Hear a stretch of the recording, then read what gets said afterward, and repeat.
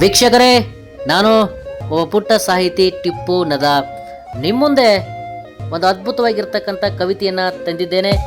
ಈ ಒಂದು ಕವಿತೆಯ ಶೀರ್ಷಿಕೆ ನನ್ನ ತಂಗಿಯ ತಕರಾರುಗಳು. ಯಾವ ರೀತಿ ಅಣ್ಣನ ಜೊತೆ ತಂಗಿಯ ತಕರಾರುಗಳು ಇರುತ್ತವೆ ಅನ್ನೋದನ್ನು ಈ ಒಂದು ಕವಿತೆಯಲ್ಲಿ ನೋಡೋಣ. ಈ ತಕರಾರುಗಳು ಕೇವಲ ಪ್ರೀತಿಯ ತಕರಾರುಗಳು ಆಗಿದ್ದಾವೆ ಅನ್ನೋದನ್ನು ಈ ಕವಿತೆಯಲ್ಲಿ ಬರೆದಿದ್ದೇನೆ. ನಾನು ನನ್ನ ತಂಗಿಗೆ ಯಾವಾಗಲೂ ಚುಡಾಯಿಸಿ ಕಾಡಿ ಅಳಿಸುತ್ತೇನೆ. ನಾನು ನನ್ನ ತಂಗಿಗೆ ಯಾವಾಗಲೂ ಚುಡಾಯಿಸಿ ಕಾಡಿ ಅಳಿಸುತ್ತೇನೆ. ನನ್ನ ತಂಗಿ ಮಾತ್ರ ನಾನು ಮಾಡಿದ ಎಲ್ಲ ತಪ್ಪುಗಳನ್ನು ತನ್ನ ಮೇಲೆ ಹಾಕಿಕೊಂಡು ನನ್ನನ್ನು ಅಳಿಸುತ್ತಾಳೆ. ನನ್ನ ತಂಗಿ ಮಾತ್ರ ನಾನು ಮನೆಯಲ್ಲಿ ಮಾಡಿದ ಎಲ್ಲ ತಪ್ಪುಗಳನ್ನು ಅವಳ ಮೇಲೆ ಹಾಕಿಕೊಂಡು ನನ್ನನ್ನು ಅಳಿಸುತ್ತಾಳೆ. ನನ್ನ ತಂಗಿಗೆ ನನಗೆ ಮನೆಯಲ್ಲಿ ಮಾತಿಗೂ ಜಗಳ. ನನ್ನ ತಂಗಿಗೆ ಮತ್ತು ನನಗೆ ಮನೆಯಲ್ಲಿ ಮಾತಿಗೂ ಜಗಳ. ನನಗೆ ಯಾರಾದರೂ ಏನಾದರೂ ಅಂದರೆ ಅವಳ ಜೊತೆ ತೆಗೆಯುತ್ತಾಳೆ ಜಗಳ. ನನಗೆ ಯಾರಾದರೂ ಏನಾದರೂ ಅಂದರೆ ಅವಳ ಜೊತೆ ತೆಗೆಯುತ್ತಾಳೆ ಜಗಳ. ನನ್ನ ತಂಗಿ ನನ್ನನ್ನು ಯಾವಾಗಲೂ ಹೊಡೆಯುತ್ತಾಳೆ. ನನ್ನ ತಂಗಿ ನನಗೆ ಯಾವಾಗಲೂ ಹೊಡೆಯುತ್ತಾಳೆ. ಯಾರಾದರೂ ಅವಳನ್ನು ಚುಡಾಯಿಸಿದರೆ ನನ್ನ ಕೈಲಿ ಹೊಡೆಸುತ್ತಾಳೆ.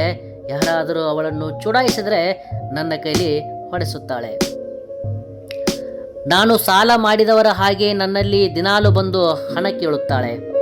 ನಾನು ಸಾಲ ಮಾಡಿದವರ ಹಾಗೆ ನನ್ನಲ್ಲಿ ಬಂದು ದಿನಾಲು ಹಣ ಕೇಳುತ್ತಾಳೆ. ಹಲವು ಬಾರಿ ನನ್ನ ಬಳಿ ಹಣವಿಲ್ಲದನ್ನು ಕಂಡು ಬ್ಯಾಂಕಿನಂತೆ ನನಗೆ ಸಾಲ ಕೊಡುತ್ತಾಳೆ. ಹಣವಿಲ್ಲದನ್ನು ಕಂಡು ಬ್ಯಾಂಕಿನಂತೆ ನನಗೆ ಸಾಲ ಕೊಡುತ್ತಾಳೆ. ನನ್ನ ತಂಗಿ ನನ್ನನ್ನು ತುಂಬ ಸತಾಯಿಸುತ್ತಾಳೆ, ಕಾಡುತ್ತಾಳೆ. ನನ್ನ ತಂಗಿ ನನ್ನನ್ನು ತುಂಬ ಸತಾಯಿಸುತ್ತಾಳೆ, ಕಾಡುತ್ತಾಳೆ. ನನಗೆ ತುಂಬ ನೋವಾದಾಗ ಹತ್ತಿರ ಬಂದು ತಾಯಿಯಂತೆ ಸಾಂತ್ವನ ಹೇಳುತ್ತಾಳೆ.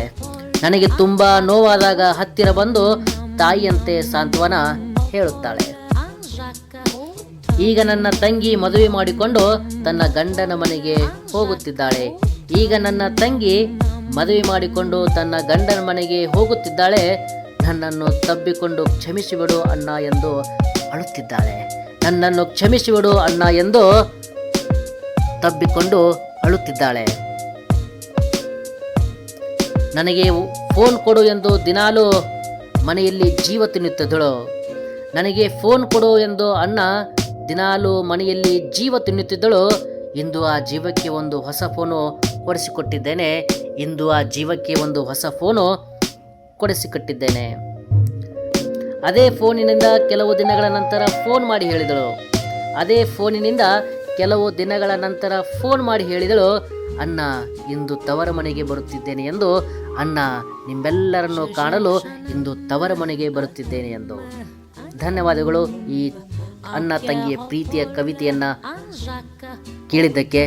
ಈ ಒಂದು ಕವಿತೆ ನಿಮಗೆ ಇಷ್ಟ ಆದರೆ ಲೈಕ್ ಮಾಡಿ, ಸಬ್ಸ್ಕ್ರೈಬ್ ಮಾಡಿ. ಧನ್ಯವಾದಗಳು.